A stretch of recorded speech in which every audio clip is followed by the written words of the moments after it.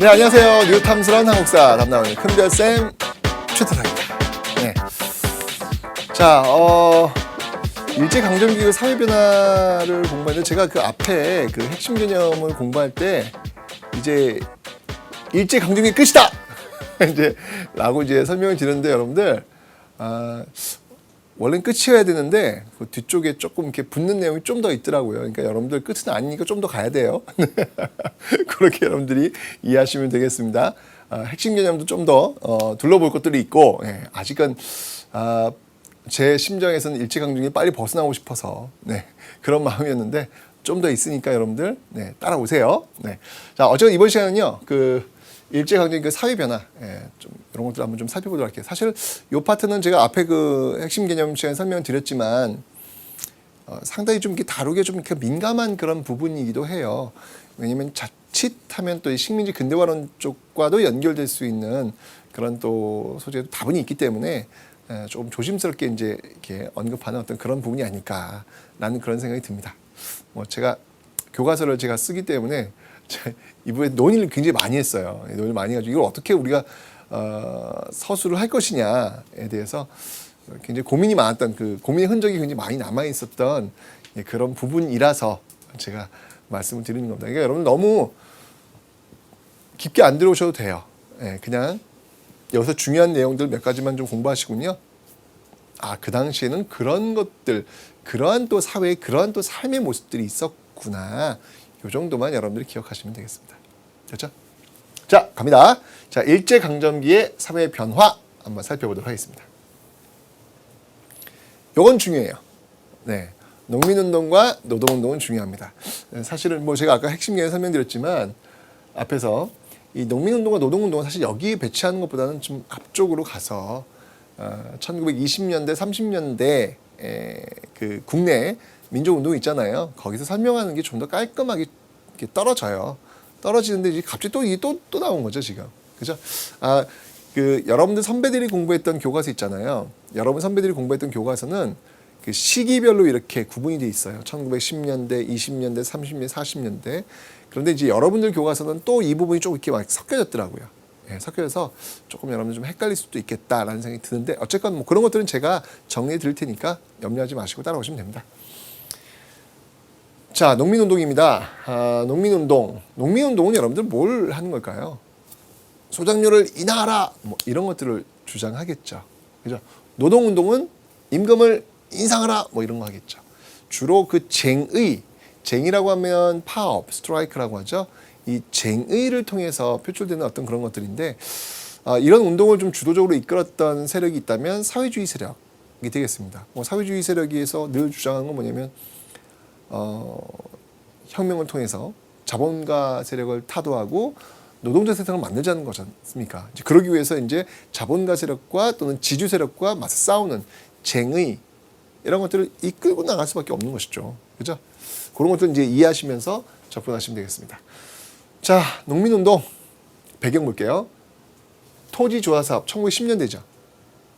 3.1 증식계획 20년대죠. 이것 등으로 농민들의 처지가 악화되죠. 그러면서 이 소작농이 증가합니다. 몰락 농민의 화전민화, 그리고 도시 빈민으로 전락, 그러면서 해외 이주, 도저히 못 살겠으니까 떠나는 것이죠. 그죠? 이런 어떤 그 상황들이 벌어지고 굉장히 열악한 상황이 지금 전개되고 있다. 제가 그 왜 그 문화 파트 하면서 그 카프 문학, 신경영파 문학 설명하면서 그 당시 어떤 그 비참했던, 처절했던 어떤 그 당시 모습을 그 묘사하는 그런 이야기 제가 들려드렸잖아요. 그죠? 바로 이제 그런 내용들이 지금 보이고 있는 것이죠.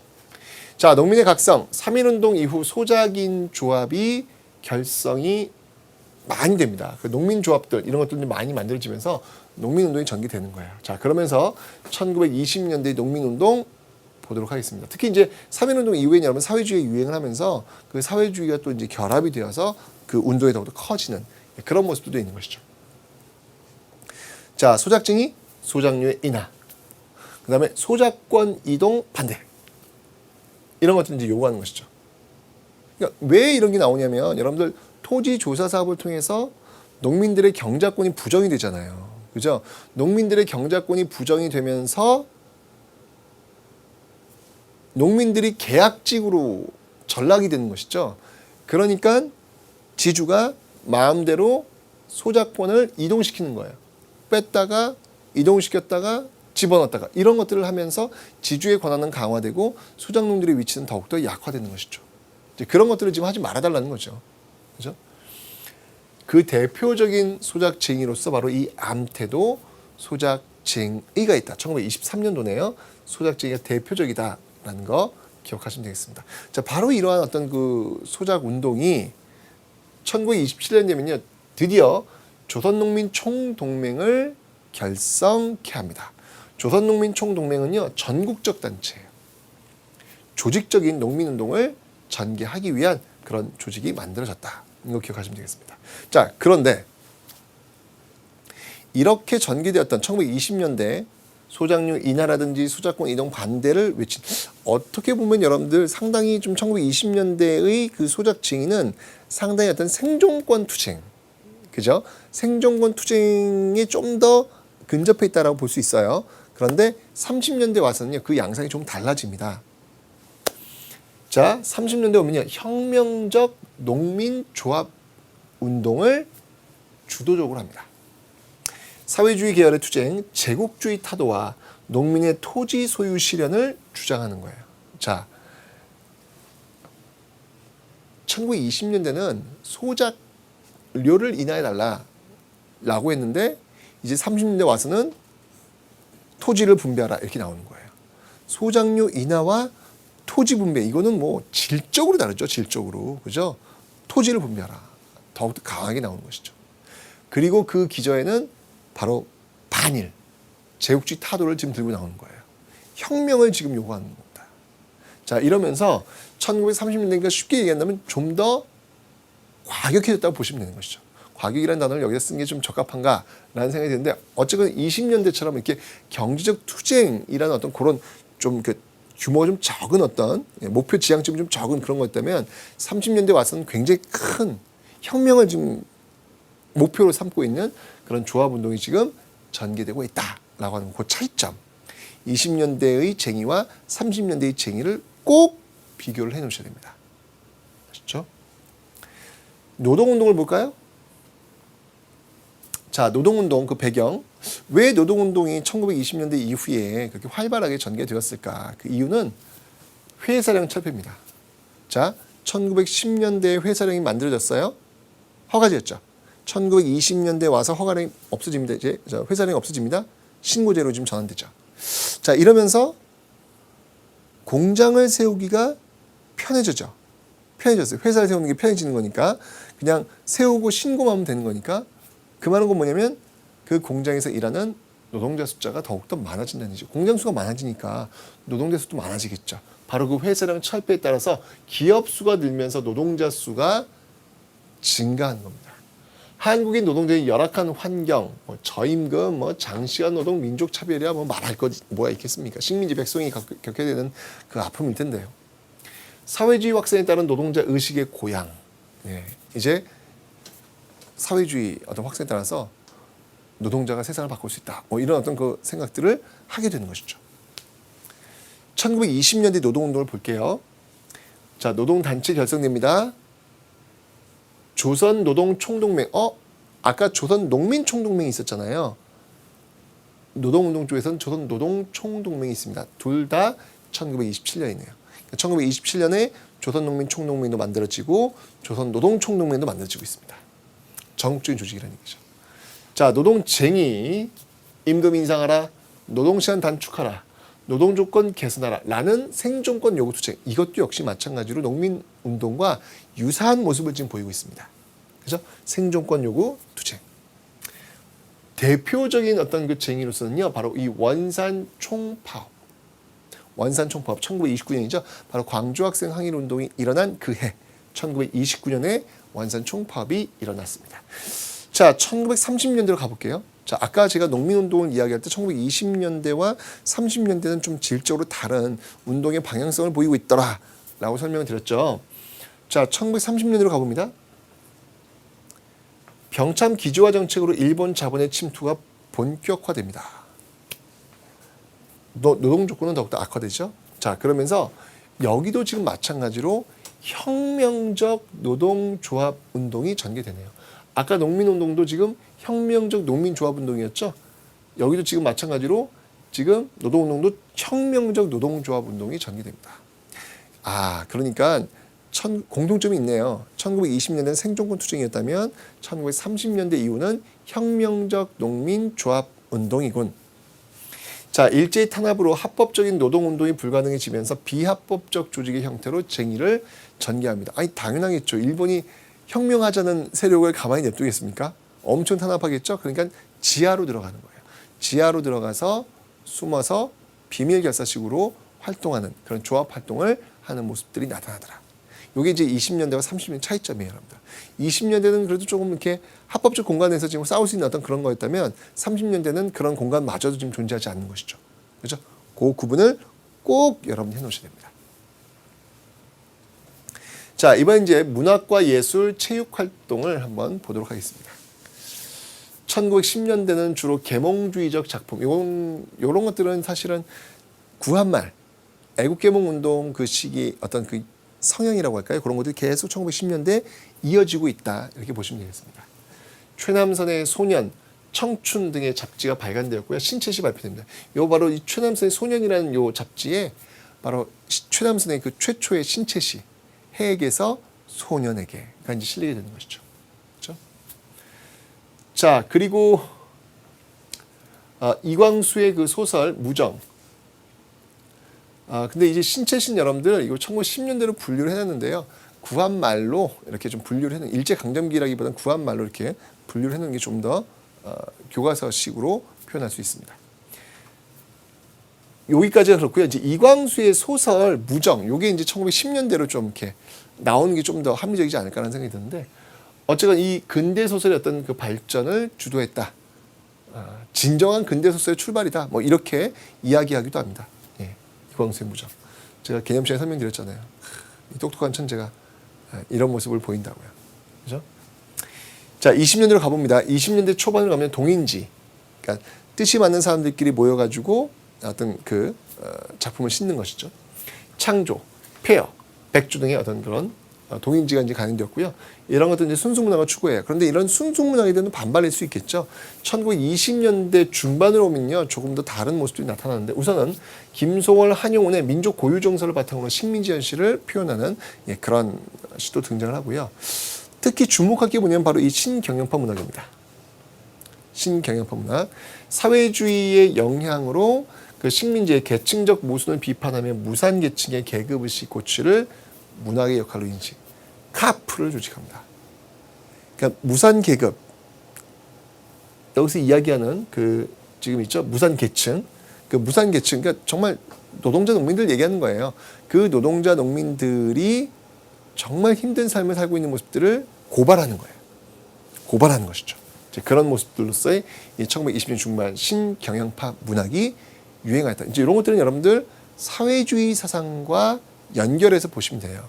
하여튼 20년대는 사회주의가 굉장히 유행했기 때문에 이것이 뭐 사회건 문화건 어디 부분에 다 영향을 지금 미치고 있다라는 겁니다. 자, 1930년대 이후로 한번 가볼게요. 순수문학, 일제의 탄압으로 창작 활동이 위축되면서 등장 식민지 현실이며, 여러분 이런 것들을 다 외우려고 하지 마세요. 20년대는 순수문학이었고 30년대 순수문학이었어. 그럼 10년대는 아닌가? 뭐 이렇게는 안 가셔도 됩니다. 순수문학에 대한 어떤 그 규정이라고 하는 게 제가 볼 때 좀 주관적이지 않나요? 그죠? 도대체 뭐가 순수문학인데? 예. 그래서 그 시대에 순수문학이 유행했다 안 했다를 갖고 시험 문제를 내지는 않습니다. 그렇게 내는 건 좀 무리가 있어요. 우리가 뭐 국어 시간도 아니고요, 또. 그죠? 그러니까 그런 것들, 이런 것들이 지금, 그러니까 여러분들은 하여튼 뭐 이렇게 단어만 등장하면 그 단어를 다 이렇게 막 그냥 막 먹어치우려고 그래요. 막 그냥 막 외우려고 막 그래요. 그러지 마세요. 예. 그러니까 이게 또 이 국어 쪽, 아니, 국어 쪽. 그죠? 예. 윤혜정 선생님이 얘기 들을 때 난 저 귀를 쫑긋하세요. 저를 들을 때는 그냥 이렇게 스쳐 지나가셔도 됩니다. 아시죠? 제가 여기 줄친 부분들만 좀 역사적인 어떤 시대적 배경 속에서 나오는 거기 때문에 기억을 하라는 것이지, 제가 이 문학은 순수 문학 작품으로서 뭐 이렇게 하는 걸 저는 잘 몰라요. 예, 그건 윤혜선한테 여쭤보시면 되는 겁니다. 아시죠? 역사 시간에도 여러분들 그냥 한번 읽고 가시면 되는 거예요. 자, 1930년대 이후 되면 이제 민족 말살 통치 시기에 전개된단 말이죠. 그죠? 이 시기에서 저항하려는 어떤 그런 저항 문학들이 또 많이 등장하겠죠. 그 대표적인 인물로서 이제 이육사와 윤동주 이런 인물들이 있다라는 거 기억하시고요. 이런 저항 문학만 있는 게 아니죠, 여러분들. 친일 문학자들도 많아요. 일제 협력하여 침략 전쟁 찬양 활동했던 뭐 전 시간에서 설명드렸잖아요. 뭐 노천명이나 뭐 그 서정주 같은 어떤 그런 인물들 대표적인 친일 문학 앞에 서서 활동을 했던 그런 인물들이다라는 거 기억하시면 되겠습니다. 자, 키워드 한번 볼게요. 자, 일제강점기 소장농의 처지 뭐 읽을 필요 있겠습니까? 열악했다 이거죠, 뭐 그죠? 네. 읽어보시면 되겠습니다. 자, 암태도 소작증 한번 볼게요. 전남 무안군 암태도에서 지주 문제 처리 80%다. 너무하지 않았습니까, 여러분들? 80%에 달하는 그 소작료를 이거는 뭐 먹고 살라고 그러면 그게 가능할까요, 이게요? 대단합니다. 그죠? 80%에 달하는 고율의 소작료로 착취하자 이에 맞서 소작농들이 일으킨 쟁의로 일본 경찰이 농민들을 체포하자. 그렇죠. 가진 개편이라고. 그죠? 일본 정부는 또 돈 많은 지주들 편이 됐겠죠. 일본 경찰이 농민들을 체포하자 소작쟁의가 반일 운동의 성격을 띠면서 전개되었다. 약 1년에 걸친 소작, 대단하죠. 1년 동안 싸운 거, 1년 동안. 1년에 걸친 소작쟁의 결과 지주가 굴복하여 소작료를 40% 낮추었다. 이러니까 이게 이제 살려야 되니까 만국의 노동자여 단결하라 라고 하는 마르크스의 공산당 서문의 맨 마지막 문장이 이게 먹혀 들어가는 거예요. 80%를 지금 40%로 지금 다운시킨 거예요, 지금요. 무엇 때문에? 단결했기 때문에. 싸웠기 때문에. 그죠? 예, 이런 것들이 이제 사례가 이제 알려지면서 이제 이 조합 활동 또는 뭐 쟁의 활동 이런 것들이 활발하게 전개가 된 것이죠. 뭉치기만 하면 이긴다. 이제 이런 것들이 지금 선례를 지금 보여준 거예요, 지금요.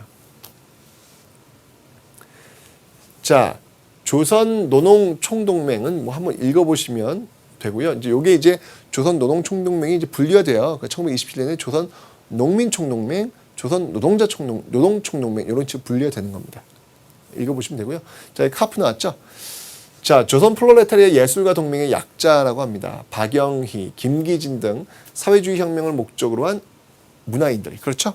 문화인들, 그러니까 사회주의 쪽에 연결되는 겁니다.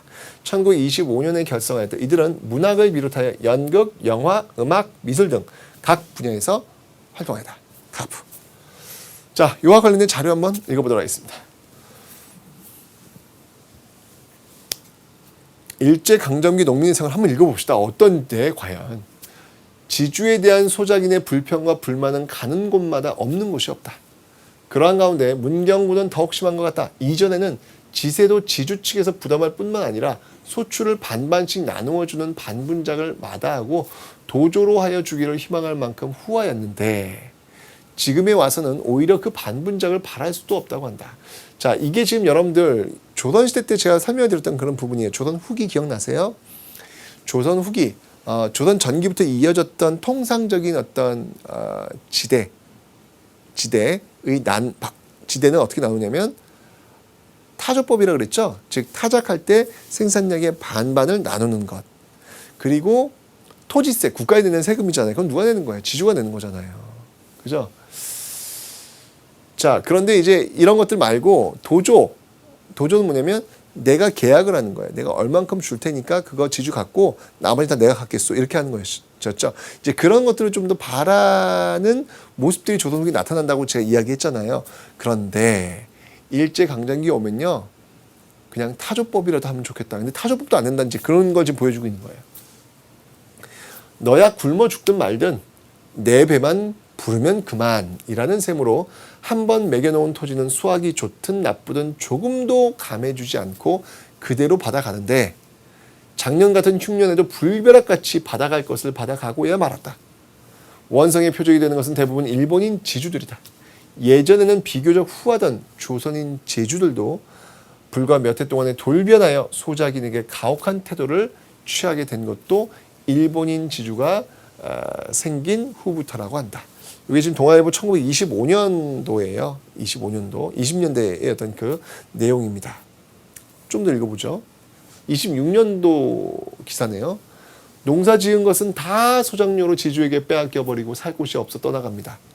떠나는 사람의 이야기네요. 늙은이나 어린 것을 데리고 산 설고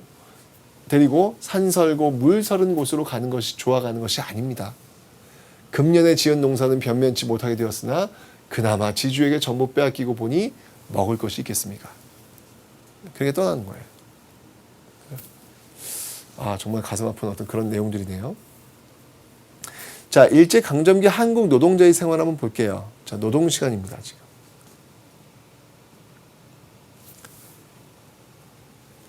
뭐 12시간 이상을 지금 하네요. 50%. 그죠? 대부분이 12시간 이상 지금 노동하고 있습니다. 반면에 일본인들은 대부분 8시간, 10시간. 거의 뭐 이게 반 되고 있죠. 그러면 일본인들은 노동을 적게 하고 조선인들은 노동을 길게 하니까 그 받는 임금은 과연 어떻게 될까요? 일본인 남자와 한국인 남자입니다. 더 일 많이 하고 더 조금 받고 더 조금 일하고 더 많이 받고 이런 구조네요. 그죠? 오히려 남자가 일본 여자보다 더 적은 약간 적은 그런 모습조차 지금 보이고 있습니다. 이렇게 지금 열악한 어떤 그런 모습들을 지금 여러분들은 그래프를 통해서 지금 확인하고 계신 겁니다. 됐죠? 자, 다음 자료 한번 또 보도록 하겠습니다. 자, 예술활동을 한번 보죠. 예술활동. 자, 홍남파, 봉선화, 고향의 봄 등 민족 정서를 담은 작품들이 발표되었고요. 아닉타면 이제 여러분 애국가 딱 연결되시죠. 자, 미술을 한번 보도록 하겠습니다. 이걸 또 외우려고 여러분들 얼마나 고생하실까요? 그러지 마시고요. 그냥 제가 이렇게 좀 줄친 부분들만 좀 한번 눈여겨보세요. 이중섭의 소. 요건 한번 사진 한번 미리 한번 볼까요? 자, 이중섭. 그 일제의 지배 한번 좀 크게 한번 볼까요? 네. 자, 이 사진입니다. 이중섭의 흰소. 굉장히 그 역동적인 어떤 그런 모습을 지금 보여주고 있죠. 예, 아주 그 근육이며 뭐 이런 것들이 아주 그냥 울끈불끈 솟아오르는 듯한 그런 어떤 모습들, 마치 바디빌더의 어떤 그런 근육을 보는 듯한 힘찬 용맹 이런 것들도 볼 수 있습니다. 이게 바로 조선의 소라는 거죠. 그러니까 이런 그림을 통해서 당시 어떤 그 조선인들의 어떤 그 마음을 표현하고 싶었던 것이죠. 예, 아주 강인한 그런 이미지를 지금 담아내고 있는 겁니다. 줄을 주세요. 네. 자, 그럼 뭐 일제의 지배 아래 신음하는 우리 민족의 정서를 화보에 담았는데 소는 순수한 조선의 냄새가 난다고 하여 그림의 소재로 많이 사용했다. 그냥 순한 그런 소가 아니에요. 강인한 그런 모습들을 지금 보여주고 있습니다. 이중섭 정도는 여러분들 워낙 뭐 상식 아닙니까? 이중섭은요 워낙 유명하니까 알고 계시고요. 그다음에 이제 연극에서는요 이 토월회가 1920년대 활동했던 연극 단체고요. 이 극예술 연구회가 1930년대 활동했던 단체입니다. 그 시대만 좀 여러분 구분해서 연극과 관련된 단체. 왜냐하면 그 시대에 볼 수 있는 모습으로 옳은 것은 이런 문제 나왔을 때 1920년대 상황인데 갑자기 선지에 뭐 극예술 연구회에서 연극을 토론하고 있는 학생들 뭐 이렇게 나오면 이게 틀린 거잖아요. 그죠? 그걸 좀 구분하기 위해서 토월에는 20년대, 극예술 연구회는 30년대 이렇게 구분해서 여러분 좀 접근하시면 되겠습니다. 그렇죠? 그리고 또 하나 20년대 나온규가 아리랑을 발표합니다. 정말 시험에 잘 나온다고 제가 설명드렸죠. 나온규의 아리랑 1900 몇 년대? 20년대입니다. 20년대입니다. 아시죠? 네. 식민지와 억압받는 민족의 고통을 표현을 하고 있습니다. 네. 기억하시면 되고요. 자, 다음은 체육활동입니다. 스포츠의 대중화, 구기 종목, 야구, 축구, 농구 이런 것들이 이제 또 유행을 하고요. 자전거, 스케이트 등 다양한 스포츠가 보급됩니다. 네. 언제요? 일제강점기 때. 네. 그러니까 여러분들 일제강점기 때 그냥 농촌 같은 경우는 굉장히 어떤 그 피폐해진 어떤 그런 모습들이 있다면 도시 같은 경우에는요 그 자본주의 어떤 그 도시 문화가 이식되어 가지고요 상당히 발전된 어떤 그런 모습들이 나타납니다. 그 당시 어떤 그 소설책을 보면요 당시 그 서울에 있었던 그 백화점 아주 화려한 그 네온 사인과 굉장히 멋진 그런 전경 이런 것들을 보여주고 있죠. 그래서 그 조선인들이 그 백화점에 딱 들어갔을 때 압도되는 또는 동경하는, 그러니까 어찌 본다면 당시 그 일제 강점기 때 어떤 백화점이라고 하는 것이 바로 일본 문물의 어떤 선전장이 될 수 있는 그런 곳으로도 활용이 되었다는 겁니다. 주로 이 백화점은 이 조명에 의해서 마치 그런 거잖아요, 여러분들. 그 오징어배 있죠, 오징어배. 그 불빛, 그 불빛에 몰려드는 오징어들 있잖아요, 오징어들. 그죠? 백화점은 지금 마찬가지잖아요. 좀 얼마나 화려합니까? 들어가면 막 왠지 모르게 거기서 뭐 하나를 사면 이렇게 기분이 막 내가 뭔가 한 것 같은 그런 느낌 들잖아요, 여러분들. 네. 그러면서 내가 갖고 있는 돈을 또 지불하게 되고 상품을 또 구입하게 되고, 그죠? 어쨌건 그 당시 어떤 그 경성의 어떤 그 모습들, 굉장히 화려한 어떤 모습들도 있었다는 얘기예요. 그러니까 일제 강점기 시대가 그냥 정말 그 농촌 모습으로 그냥 다 있는 그런 건 아니었다는 이야기죠. 지금 그걸 보여주고 있는 겁니다. 지금 이렇게 스포츠도 이제 굉장히 활성화되어 있고요. 조선체육회, 전조선 야구대회 개최됐고요. 뭐 축구대회도 했고요. 있습니다. 그리고 이제 베를린 올림픽 대회에서 이 마라톤에서 이 송기정이 우승을 하죠. 남승용도 3위를 차지하고요. 자, 일제강점기 그 의식주 생활의 변화를 한번 볼게요. 1920년대 이후 서양식 복장이 증가했고요. 1930년대 염색을 장려합니다. 이 머리 염색을 얘기한 건 아니고요, 여러분들. 옷 있잖아요, 옷. 예. 옷에다가 이제 색깔을 넣은 옷을 입으라 이제 그런 걸 장려했다는 얘기죠. 중일 전쟁 이후에 남성은 국민복, 뭐 거의 군복 같은 비슷한 게 있어요. 여성들은 지금도 유행하죠, 여러분들. 몸빼 바지라고 하죠. 일명 몸빼 바지. 앞뒤가 구분이 안 가는, 고무줄 하나로 모든 것을 다 해결할 수 있는 너무나도 편한, 그죠? 몸빼 바지. 이 당시에 일 시키려고 이런 것들을 입으라고 했던 그런 모습들. 어제 저희 이모님께서 미국에서 이제 한국을 방문하셨어요. 방문하시자마자 우리 어머니에게 그 언니가 되는 거죠. 언니 부탁 하나 있어. 제가 들었는데 뭘 부탁하면 저기 몸빼 바지 20벌만 좀 사줘. 이러더라고요. 미국에서 다 이렇게 뿌린다고 여전히 저 몸빼 바지의 인기는 태평양을 건너서도 여전하구나라는 그런 생각이 들었어요. 저도 입어봤냐고요? 자, 모던걸과 모던보이가 등장합니다. 굉장히 그 문명화된 그 자본주의였던 그 모습들을 이식된 그런 사람들도 등장했다는 이야기죠. 그 도시에서 그 스커트와 단발머리 차림에 하이힐을 신은 신여성과 메꼬모자를 눌러쓰고 이렇게 양복 저고리에 나팔바지를 입은 남성들이 활보하는 이런 모던걸과 모던보이들이 이제 또 있었다라는 거. 그러니까 여러분들 제가 다시 한번 얘기해요. 일제 강점기의 어떤 그 농촌의 그 피폐한 모습들로 인해 가지고 막 그 해외로 지금 나가는 그런 사람들도 있었지만 또 경성 같은 경우에는 소수의 사람들이겠지만 어떤 그 자본주의 문화를 향유하는 그런 사람들도 지금 존재했다는 이야기죠. 그렇죠? 자, 식생활을 볼게요. 서양 음식이 지금 보급되었다. 뭐 이런 것들 보면 되고요. 새로운 음식 등장도 한번 읽어보시면 되고요. 잡곡 소비 증가. 이건 뭐 여러분들 그 일제 산미증식 계획을 통해 가지고 만주에서 값싼 잡곡을 들여온다 그랬죠. 그 내용들입니다. 또 산미증식 계획이라면 이제 20년대로 연결하시면 되고요. 쌀 공출에 따른 쌀 부족. 요거는 이제 40년대로 오셔야 되겠죠. 그죠? 이거 좀 잘라서 접근하시는 게 좀 더 나을 것 같아요. 식량 배급도 역시 40년대. 공출과 배급은 40년대로 설명드렸습니다. 그죠? 자, 주거 환경을 볼게요. 자, 일본인 거주 지역. 일본인들이 따로 사는 데가 있어요. 자, 어디냐면 거기가 바로 서울의 남산 아래 그 진곡의 일대입니다. 그러니까 청계천 건너서 건너편 남산 아래 진곡의 일대. 여기 이제 서울의 이제 중심지로 성장을 하고 있더라. 청계천을 중심으로 북쪽에 한국인 거리, 북촌, 그리고 남쪽에 일본인 거리, 남촌 이렇게 나뉘어지는 것이죠. 자, 새로운 시설, 제가 아까 설명드렸죠. 도시에는 백화점도 있고요, 영화관도 있고요, 카페도 있고요. 일정한 있을 거 다 있는 거예요. 그죠? 주로 일본인 거주 지역에 서구식 상점들이 설치되고 있다라는 거. 자, 반면에 제가 이야기했지만 그런 어떤 자본주의 화려한 문화를 향유할 수 있는 사람들이 다 있는 건 아니란 얘기죠. 대다수는 그 외곽 지역에서 도시 외곽의 빈민가를 형성해서 살고 있더라. 농촌에서 도시로 몰려든 사람들이 움막을 짓고 거주한 토막민들.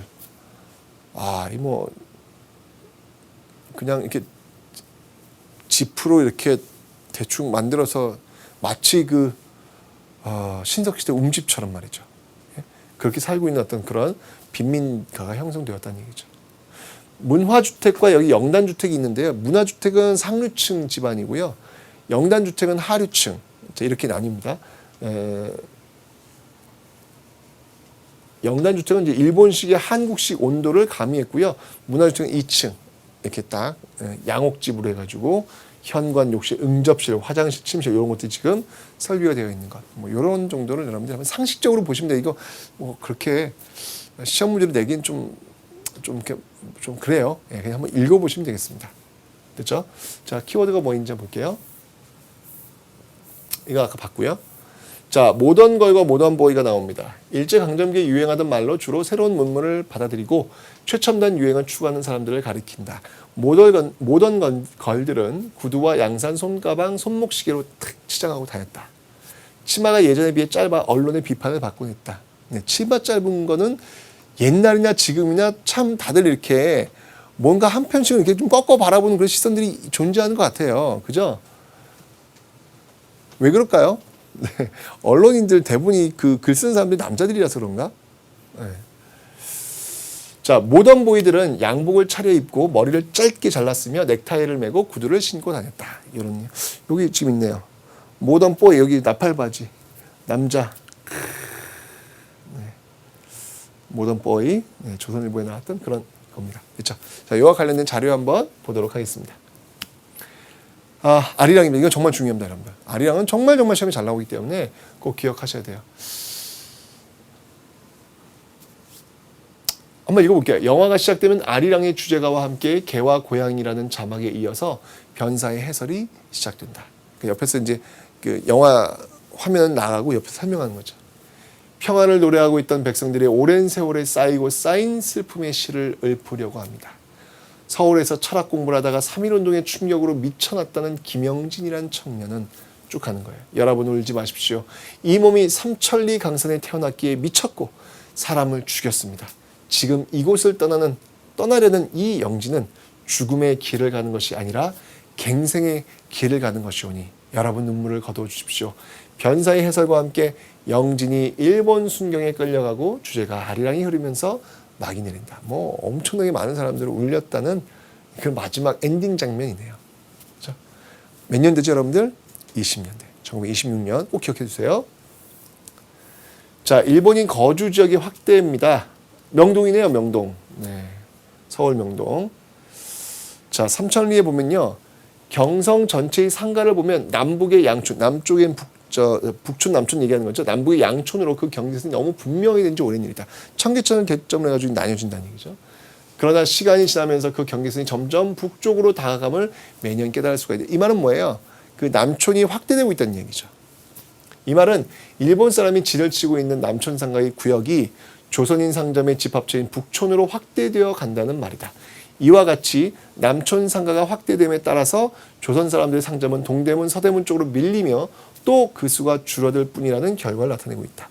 그러니까 여러분 여기서 왜 그 김두한, 종로, 왜냐면 이게 계속 지금 저 충무로 일대 쪽에서 이제 밀고 들어오는 거예요. 조선 쪽으로 일본 상권이 계속 밀고 들어오니까 그쪽 지역을 구역으로 하고 있었던 김두한 이 세력과 이제 부딪히게 되는 것이죠. 그러면서 이제 이야기들이 이제 만들어지는 겁니다. 그런 내용들이 지금 나와 있네요. 자, Q&A 한번 보면서 또 한번 마무리 한번 지어보도록 하겠습니다. 자, 농민운동입니다. 자, 암태도 소작쟁이가 유명한 이유는 무엇인가요? 아까 설명드렸잖아요.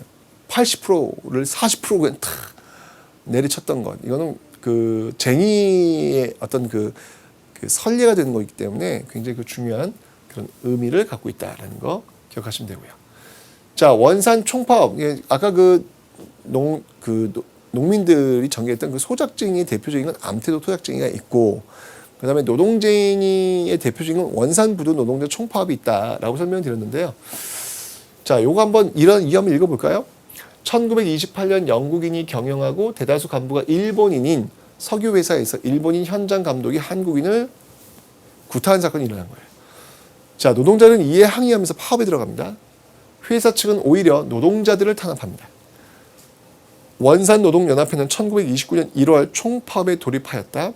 자본가들의 단체인 원산상업회의소는 파업에 참가한 노동자들을 해고하였고 일제경찰도 노동연합회 간부들을 구속하였다.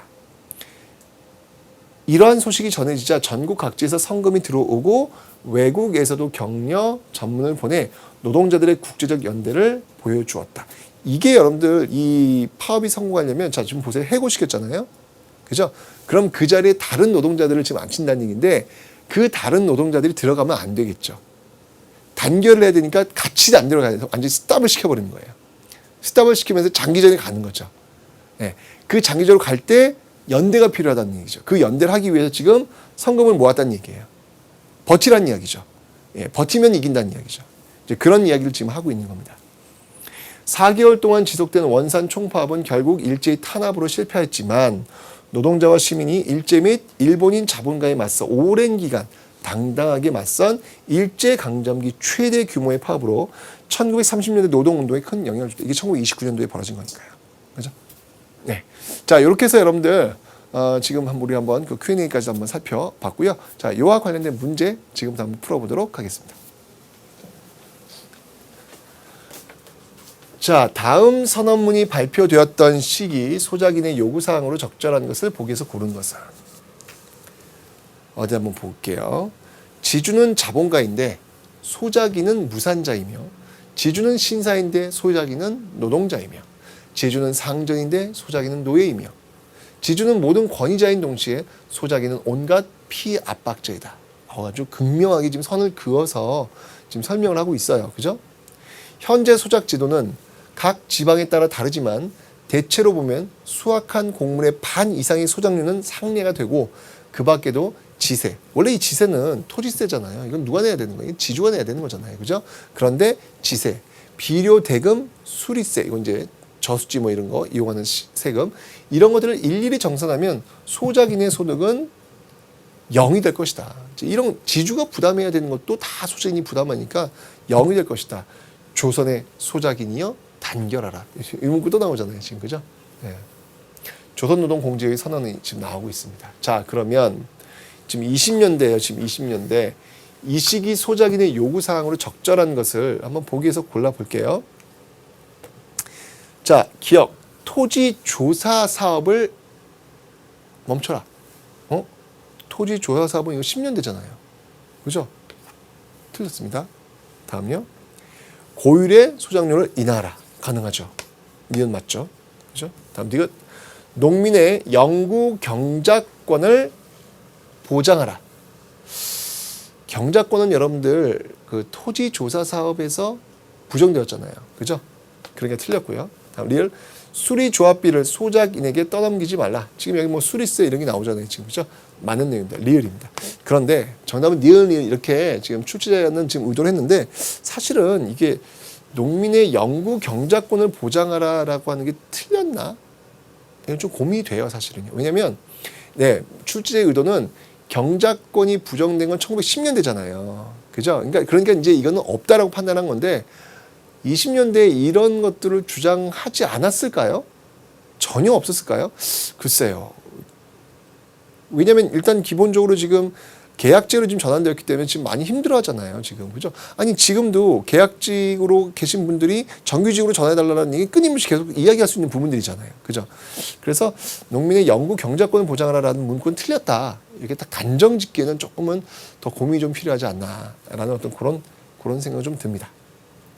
어쩐 출제자의 의도에 따라서는요, 니은과 리얼. 그렇게 고르시면 되겠습니다. 자, 다음 통계를 바탕으로 1930년대 농촌 사회상에 대해 발표한 내용으로 적절하지 않은 것은 이렇게 나왔죠. 30년대입니다. 자, 한번 볼게요. 지금 지주 3.7, 3.5, 자작 18.3, 16.3. 자, 소작 이렇게. 소작이 지금 44.9에서 52.7로 늘어났네요, 지금요. 그죠? 증가했어요. 자, 그리고 지금 소작지 원인별 비율을 보니까 소작권, 소작지 관계가 지금 시간이 흘러가서 증가하고 있어요, 지금요. 소작권, 소작지 관계. 그죠? 그다음에 소작료 관계, 그러니까 소작료를 인하해 달라고 하는 거는요, 갈수록 지금 줄어들고 있어요, 지금요. 그죠? 그러니까 30년대로 가면은 이 소작료 인하보다는 소작권과 소작지 관계에 여기에 더 초점을 맞추고 있다라고 하는 것입니다. 그죠? 자, 그러면 그러니까 소작권, 소작지 관계이기 때문에 사실 그 앞에 있었던 영구 그 경작권을 보장하라.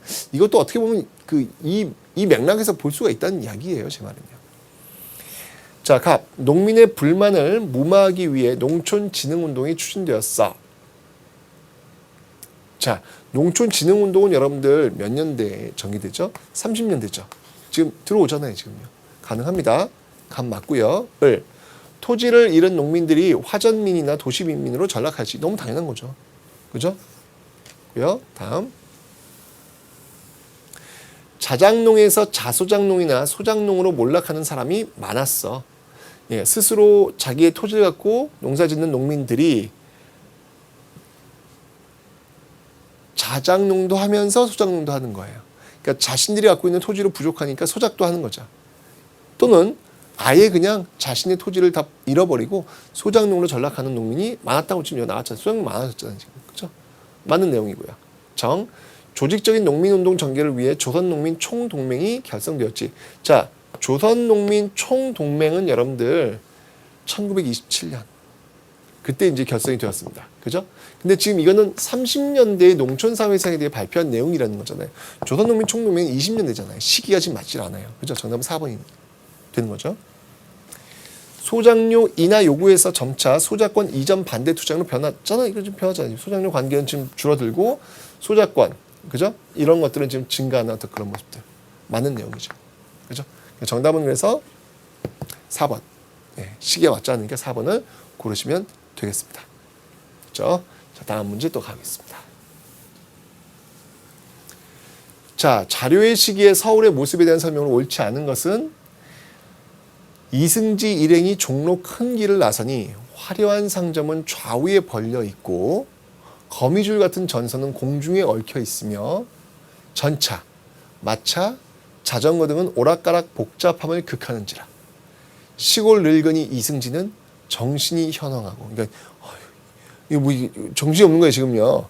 눈이 어리어 감히 한 걸음을 나가지 못하는데 자동차 한 채가 붕붕 소리를 지르며 뒤에 섰던 김종석은 위태합니다 소리를 지르고 이승지의 손을 이끌어 피하였다. 그러니까 이게 지금 시골에 있는 그 한 선비가 지금 서울에 올라왔나 봐요 지금요. 올라왔다가 이 경성이 지금 뭐 이게 천지개벽할 일이 지금 벌어지니까 지금 뭐 정신들도 왔어요 지금요.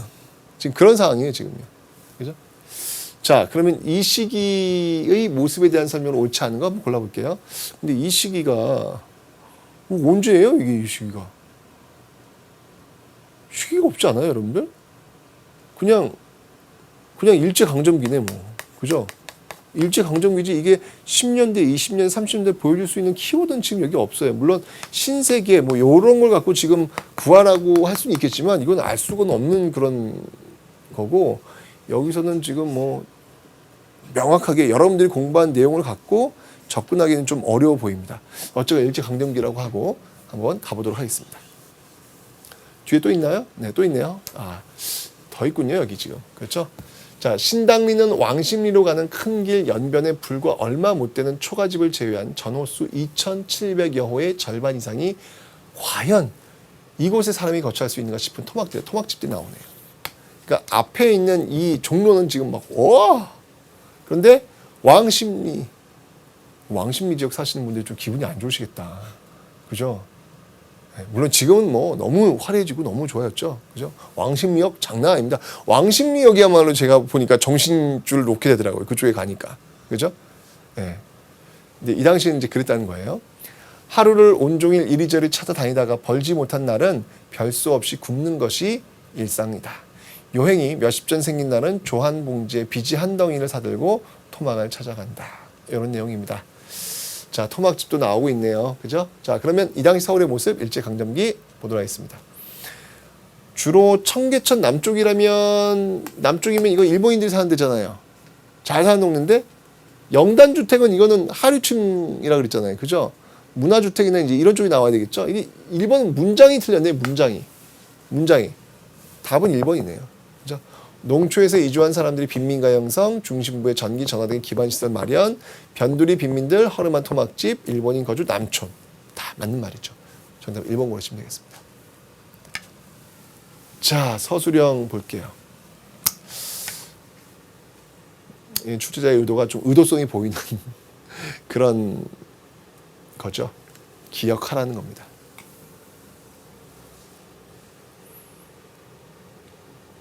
누가 썼냐고요, 이걸요. 마쓰이 히데요. 그대는 우리의 오장, 우리의 자랑. 그대는 조선 경기도 개성 사람. 인씨의 둘째 아들 21살 먹은 사내. 우리의 동포들이 밤과 낮으로 정성껏 만들어 보낸 비행기 한 차에 그대 몸을 실어 날았다간 내리는 곳. 조각조각 부서지는 산더미 같은 미국 군함. 이거 지금 가미가지 얘기하는 거예요. 그죠? 수백 척의 비행기와 대포와 폭발탄과 머리털이 샛노란 벌레 같은 병정을 싣고 우리의 땅과 목숨을 뺏으러 온 원수 영미의 항공모함을 그대 몸뚱이로 내려쳐서 깨웠는가. 깨뜨리며 자네도 깨졌는가. 막 지금 전쟁터에 나간 이 한 개성 젊은이를 지금 이렇게 막 영웅시하면서 지금 써 있는 그런 내용입니다. 위 작품이 쓰여진 시대 배경 지금 가미가제니가 지금 태평양 전쟁 그때가 지금 배경이 되겠죠, 그죠? 위치가 형성하고 있는 장면 이게 지금 떨어지고 있는 어떤 그런 장면이에요. 그죠? 마쓰이 오장송가 이 시를 누가 썼습니까? 이 시를 바로 서정주가 썼습니다. 네. 이렇게 흔적이 남아있기 때문에 이게 어쩔 수가 없는 거예요. 이게 방법이 없는 겁니다. 이런 시를 지금 썼기 때문에 역사 모르겠습니다. 국어 쪽에서는 또 이 서정주를 또 어떻게 평가할지 모르겠지만 역사 쪽에서는 명백한 그죠? 친일의 그 흔적을 지금 지울 수가 없다라는 것이죠. 자, 이렇게 해서 여러분들 지금 일제의 어떤 사회의 어떤 모습들을 살펴봤고요. 여기서 끝이 아니라 1940년대 모습을 좀 더 한번 살펴봐야 될 것 같아요. 그래서 다음 시간에 여러분들 그 핵심 개념, 그 건국 준비 활동과 국제사회 움직임, 그 모습들을 한번 살펴보면서 정말 이제 일제강점기 시대를 한번 마무리 짓도록 할 겁니다. 자, 오늘 고생 많이 하시고 여러분들 다음 시간에 또 건강한 모습으로 만나보도록 하겠습니다. 다음 시간에 볼게요, 여러분들. 안녕히 계세요.